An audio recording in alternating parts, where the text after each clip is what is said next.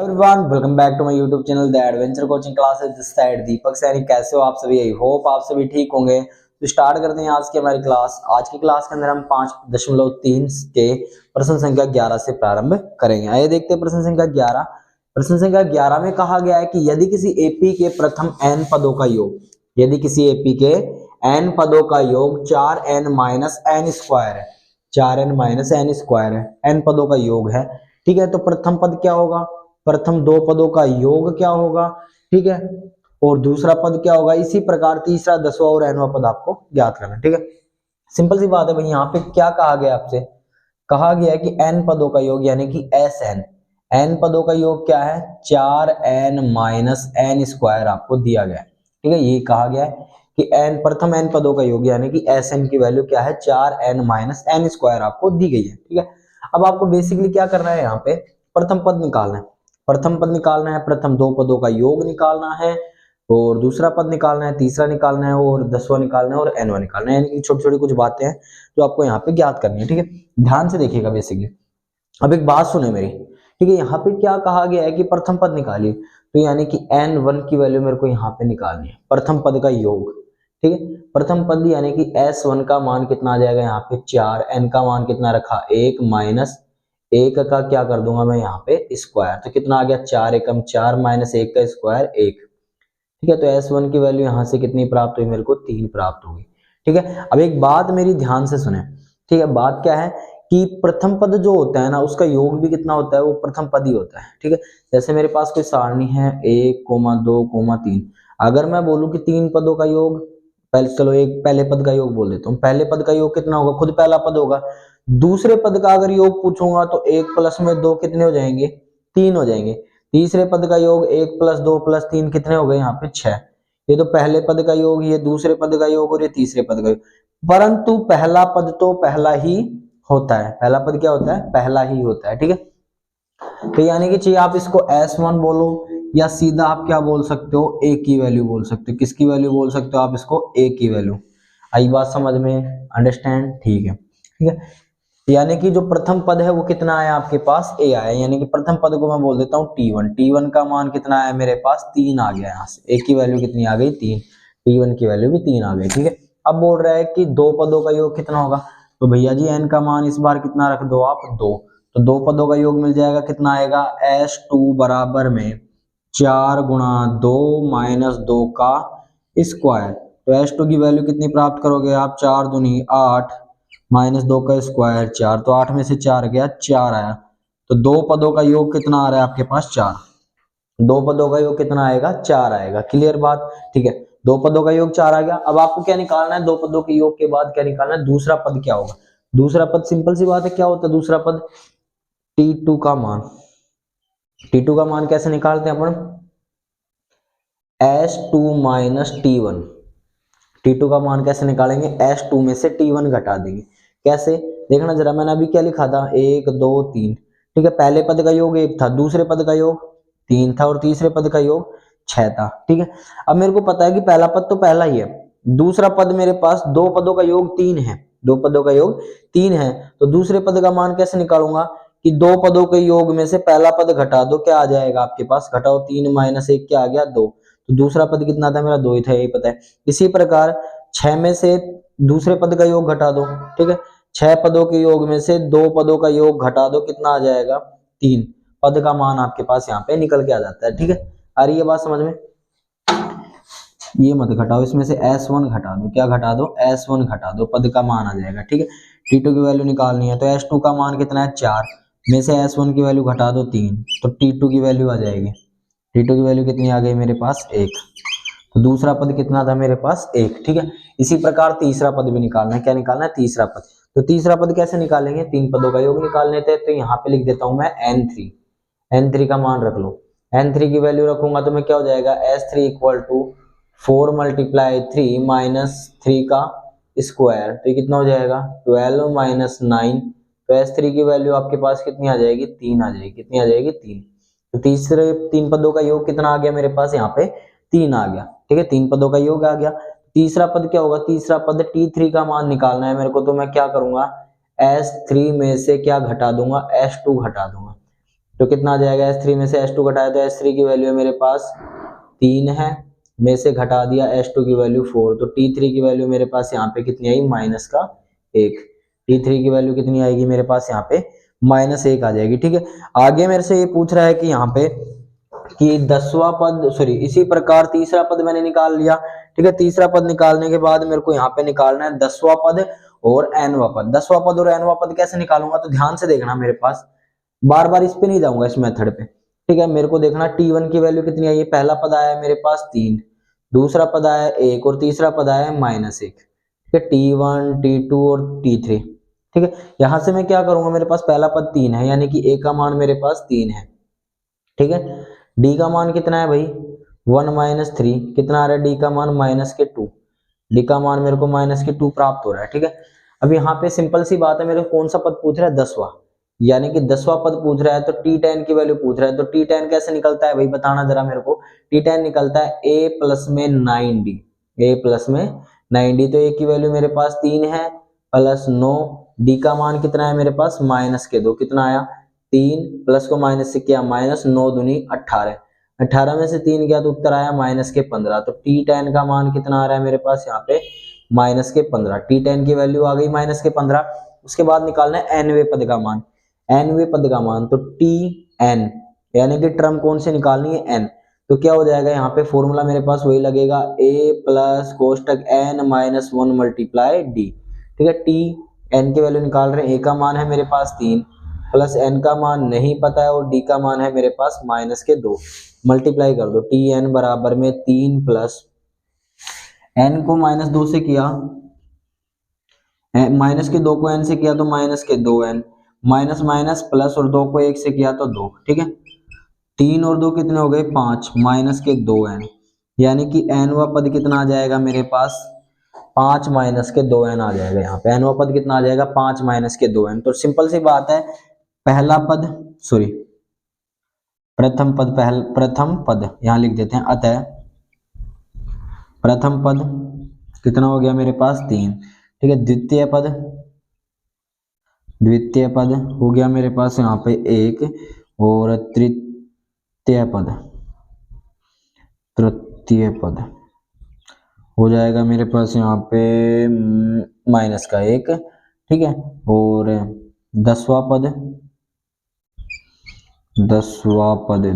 हो जाएगा मेरे पास यहाँ पे -15 और nवां पद हो जाएगा मेरे पास यहाँ पे 5 -2n, nवां पद हो जाएगा 5 -2n। ठीक है, आई होप समझ में आ रहा होगा। ठीक है, फटाफट इसका स्क्रीनशॉट ले करते हैं फिर नेक्स्ट क्वेश्चन।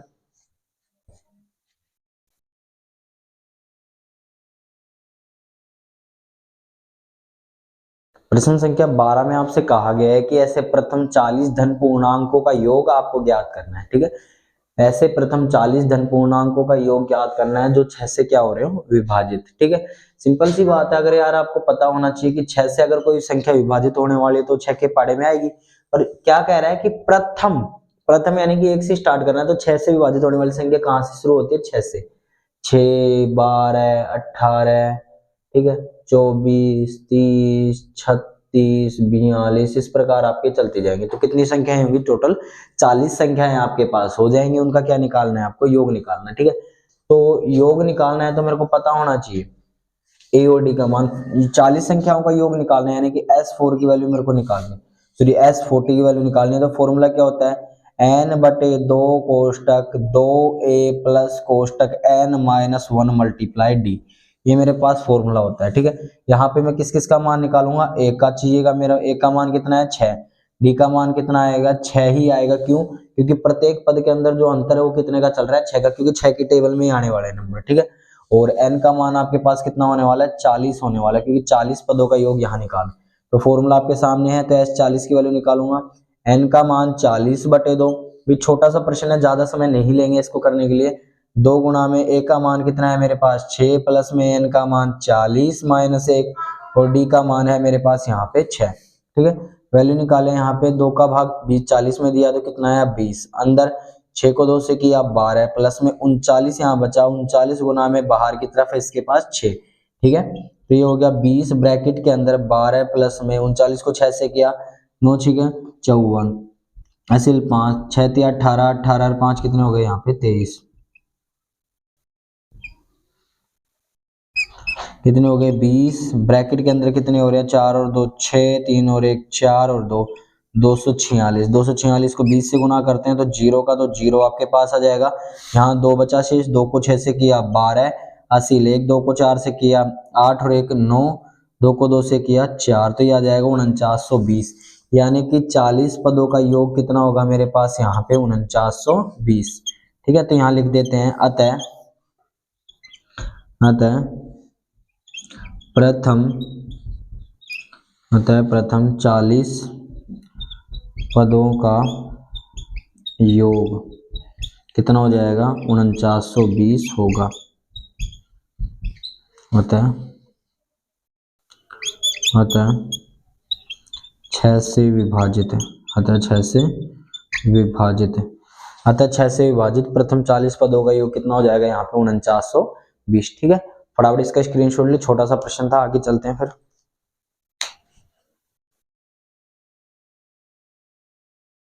अगला प्रश्न है आपके पास 13वां। यहाँ पे कहा गया है कि 8 के प्रथम 15 गुणजों का योग होगा।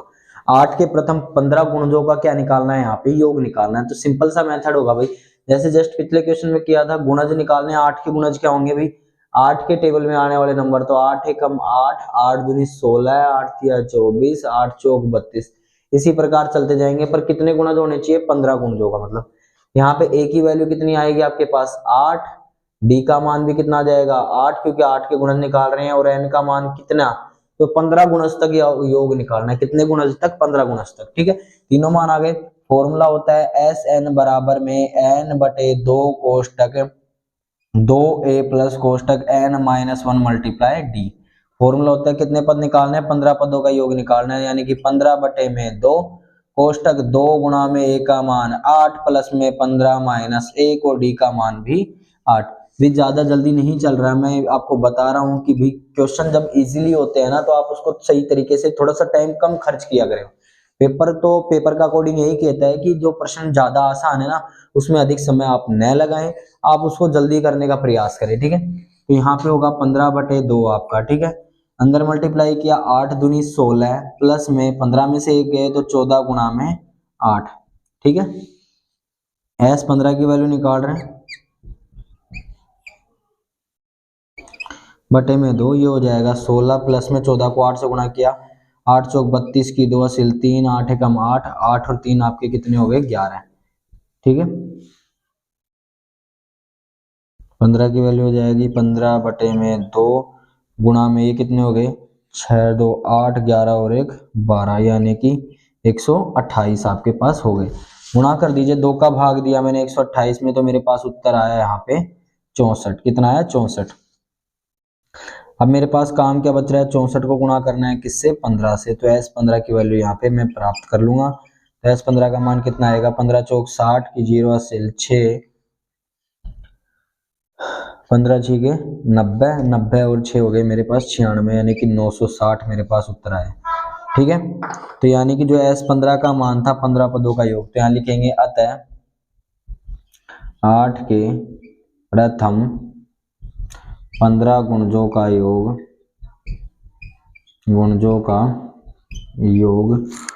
960 होगा। 8 के 15 गुणजों का योग यहाँ पे कितना होगा 960। ठीक है, समझ में आ रहा होगा आपको। ठीक है, यहाँ पे कुछ नहीं किया गया, 8 के प्रथम 15 गुणजों का योग पूछ रहा है, तो 8 की टेबल बोली तो 8 दूनी 16, 8 24, 8 चौक 32, ऐसे कुछ टेबल चलती जाएगी आपका। ठीक है, तो यहाँ पे जो प्रथम पद है वो कितना प्राप्त करोगे आप 8, डी का मान सार्वंतर जो 8 की टेबल चल रही है तो 8 ही होगा। ठीक है, कितने गुणजों का पूछ रहा है 15 गुणजों का, तो यानी कि एन की वैल्यू कितनी हो जाएगी 15। बेसिक फॉर्मूला वही यूज करोगे जो पिछले क्वेश्चन में किया था, बाकी आंसर आप निकाल ही लेंगे। ठीक है, फटाफट इसका स्क्रीनशॉट ले, फिर करते हैं अगला क्वेश्चन।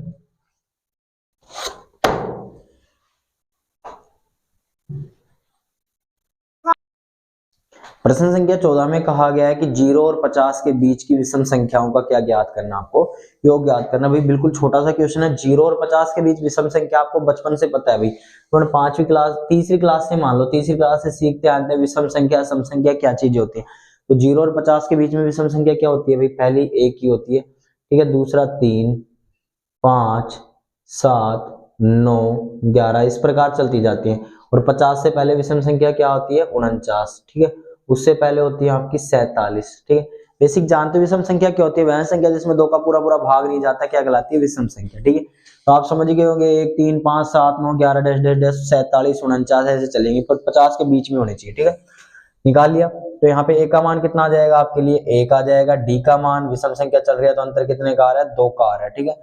और एन का मान यहाँ नहीं दे रखा है भाई, एन का मान अपने को पता ही नहीं, कितनी विषम संख्या है नहीं पता, पर सिंपल सी बात है लास्ट का नंबर अपने को पता है। लास्ट का क्या होता है? ए एन का बोल लो या किसका बोल लो आप? एल का। ए एन का बोल लो या एल का मान बोल लो, कितना है? 49। सिंपल बात। तो फॉर्मूला कौन सा लगाएंगे? जब नंबर यानी कि जो समांतर श्रेणी है जब सीमित हो जाती है तो अब आप कौन से फॉर्मूला का यूज करते हैं? वो होता है आपके एस एन बराबर एन बटे 2 कोष्टक ए प्लस में एल। बेसिक फॉर्मूला आपको बताया था जब समांतर श्रेणी क्या हो? सीमित। तो एस एन का मान निकालना है मेरे पास, एन की वैल्यू नहीं पता, एन का मान नहीं पता भाई, एन का मान निकालना पड़ेगा यहाँ से, एन का मान निकालना पड़ेगा भाई, आवश्यकता पड़ेगी आपको एन के मान की। एन का मान बेसिकली पता होना चाहिए यहाँ पे, एन का मान नहीं पता भाई, क्योंकि एन के मान की तो आवश्यकता पड़ेगी अपने को, तो ज्यादा उतावला होना भी आवश्यक नहीं है यहाँ पे, छोटी सी मिस्टेक। एन का मान निकालना पड़ेगा। एन का मान कहाँ से निकालेंगे? इससे पहले फॉर्मूला यूज करना पड़ेगा, कौन सा? ए एन बराबर ए प्लस कोष्टक N minus 1 multiply D. A N की वैल्यू 49 प्लस में ए का मान 1, एन का मान नहीं पता, डी का मान 2। एक उधर गया तो कितने हो गए? 48 बराबर में एन माइनस 1 और डी का मान 2। 2 गुणा का मान कहाँ गया? भाग में, बटे में 2 बराबर में एन माइनस 1। 48 में 2 का भाग दिया 24, माइनस का 1 इधर आके प्लस का 1, तो एन का मान कितना प्राप्त किया आपने? 25। मैं जल्दी नहीं कर रहा, मैं बिल्कुल भी जल्दी नहीं कर रहा, ध्यान से देखिएगा। बेसिक फॉर्मूला यूज किया आपने, ए एन बराबर ए प्लस कोष्टक एन माइनस 1 मल्टीप्लाई डी। क्यों यूज किया? क्योंकि क्या निकालना था? एन का मान निकालना था। तो ए एन की वैल्यू पता था 49, ए का मान 1 प्लस एन माइनस 1 नहीं पता, डी का मान कितना है? 2, ठीक है। एक को उधर भेज दिया, 49 माइनस 1 48। 2 गुणा का मान कहाँ गया? भाग में। 48 में 2 का भाग दिया 24, माइनस का 1 उधर गया तो प्लस, तो एन का मान कितना आया? 25, ठीक है। फॉर्मूला क्या था? एस एन बराबर में एन बटे 2 कोष्टक ए प्लस में एल। तो एस एन का मान निकाल रहे थे, एन का मान कितना आया? 25 बटे में 2, ए का मान 1 प्लस में एल का मान 49। तो एस एन बराबर कितना? 25 बटे 2 और 49 प्लस 1 कितने हो गए? 50। 2 का भाग दिया कितना? 25। तो एस एन का मान कितना आया भाई? 25 गुणा में 25। तो एस एन की वैल्यू कितनी प्राप्त करोगे आप? 625। आई बात समझ में? ठीक है। एस एन की वैल्यू सेम फॉर्मूला यूज किया, एन का मान कितना निकाला? 25 बटे 2, ए का मान 1 और एल का मान 49। 49 प्लस 1 50, 50 में 2 का भाग दिया 25, 25 को 25 से गुणा किया 625। अतः 0 और 50 के बीच